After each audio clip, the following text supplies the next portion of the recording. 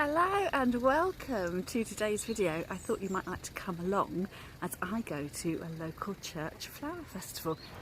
Watch through to the end of the video and I'll share my top reasons why I think you should go to a flower festival too. But in the meantime, join me as I walk from my home through the woods and into the next village and make my way up to the flower festival. We're getting close now. There's a sign off the side. Open today, 12 till 4.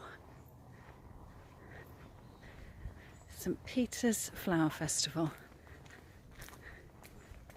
A lovely little flint church that overlooks Orr Creek.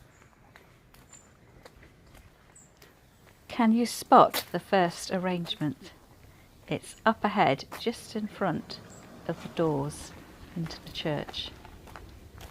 So the theme for the whole flower festival is Harvest Festival, and this first arrangement is featuring sunflowers. The arrangements you see today haven't been made by professional florists. They've probably been made by the ladies and gentlemen who are on the flower arranging committee, or just the parishioners that belong to the church. Here's the pretty porch that leads into the church, and you can see the hops are just gently moving on the breeze.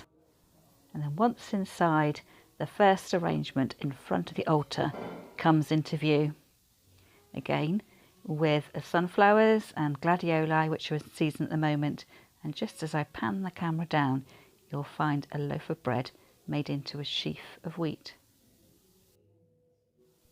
And on the window ledge behind the altar is a huge plume of green hydrangeas. They are going to dry so beautifully over the coming weeks. Here on the ledge, on the right hand side of the altar, is a wickerware basket with tall grasses and some lovely yellow roses, and then a little bunch of the pink hydrangeas. And here's another view of the hydrangeas up on the windowsill in front of the stained glass window, and then the beautiful sunflowers which are just catching the afternoon sunlight. The title of this next arrangement is When Will There Be a Harvest for the World? And can you see that world depicted between these two paired arrangements? I think probably it's two hanging baskets that have been fastened together to make a globe shape, and then off to the side a little pumpkin tucked out of the way, and that orange colour is reflected in the orange chrysanthemums. And there's also, I think, some crab apples linking the two arrangements at the front. I love the ethereal quality of this arrangement, which is called Harvest of the Sea. So it's got an old lobster pot to one side, and then lots and lots of the baby's breath, or the gypsophilia, really giving an impression of the surf breaking. There's some lovely pale mauve gladioli, and I think I spotted some freesia as well. And then as you go into the arrangement, just a little extra weight given with the white chrysanthemums and some snowberries there. Lots to feast your eyes on. And doesn't this windowsill just say Harvest Festival? Can you see the artichokes and the purple flowering artichoke with some carrots hanging down, and then some, I think they're Chinese lanterns, the little papery Chinese lanterns, and then some squashes off to the side. Those of you who are flower festival regulars will have been waiting for this bit when I show you the cakes which are on sale. They're all homemade, and I selected 3 different kinds to take home, and they were absolutely delicious.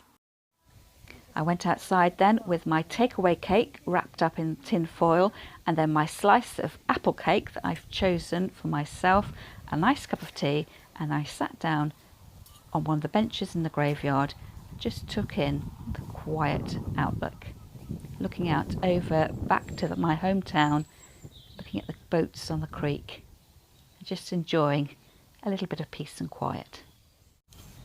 I'm all set up now, cup of tea and a lovely piece of apple and caramel cake with fresh cream inside. Lovely view out over the creek. Going to go back inside and have another look at the flower arrangement. So the theme is Harvest Festival.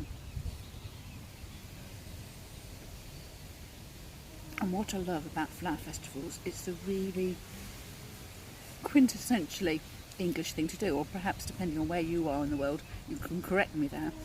But they're always a little bit secret, you never know. I guess if I wrote them down in my diary, I would know when they were year to year.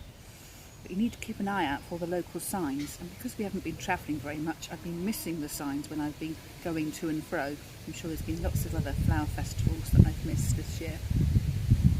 So they're quite a good thing to do on a weekend, something to do, to drive out, or like we did this morning, walked out here. So it was probably 1.5 miles for us, so it's a 3-mile round trip. Nice destination, take the dog out. There's always tea and cake. Quite often there's a sales table, so there isn't this year. But there's some lovely arrangements to look at inside the church. And quite often, because I'm staying local, we'll find someone to bump into and say hello to along the way. And I've just done that with a couple of friends who live along the street. So I'm going to sit here for a few minutes longer, eating my cake. So we'll have one more look around inside the church and I take back my empties. So I've finished my cake now, so I'm going to take back my plate and my empty teacup and just have a look at everything again. This church is absolutely tiny. I don't know how many people it sits, perhaps 50 maximum, something like that. So we can have a close look now. The hops, which are blowing in the breeze, and those lovely hydrangeas which are going to dry out. This arrangement is in 2 halves, the full part here, and round the back it was all dried and dyed, I guess representing the changing seasons. And then look at those gorgeous gladioli either side of the little door off opposite the main entrance into the church. I love looking in old churches. Just always remember to look up. I love seeing the construction of the ceilings and the beautiful light shining through the stained glass windows. So this is the back side of the arrangement, which is on the font, and you'll see that I think it must be representing the changing seasons. So the full bloom of summer at the front, which was really eye-catching as you came in, and then autumn and winter around the back. And not forgetting the arrangements on the porch. So again, the sunflowers, and just see a dried head of an artichoke, the lovely glossy laurel leaves, some dried teasel heads, and just all those lovely autumn colours, oranges and reds. And then I'm just about ready to head home. So one last look out through the porch window. You can just see the bench I was sitting on to have my cup of tea earlier. Just one last look at the view before I head home again.